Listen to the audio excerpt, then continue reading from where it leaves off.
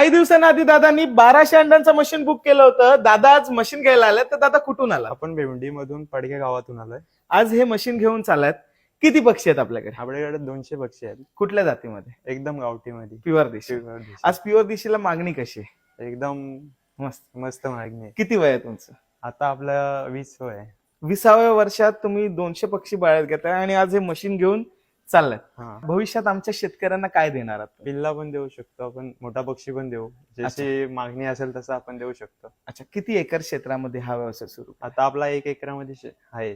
1 acre. हा, किती वर्ष झाली ह्या व्यवसायात काम करत? झाले म्हणजे आता 4 महिने झाले, म्हणजे चालू आहे. म्हणजे पहिले होतं आपले, हा. पण तेवढा मोठा सेटअप नव्हता. आता मोठा सेटअप केलेला आहे आपण. अच्छा, म्हणजे 4 महिन्यात तब्बल 1200च्या मशीन पर्यंत. हा मग आता तुम्ही भविष्यात आमच्या शेतकऱ्यांना पिल्ल देणार आहे. हा, मोठा पक्षी देखील. मोठा पक्षी पण देणार.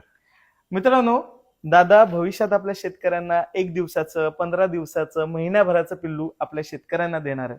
तुम्हाला प्युअर देशीचं पिल्लू हवंय, तुम्ही दादांना संपर्क करू शकतात.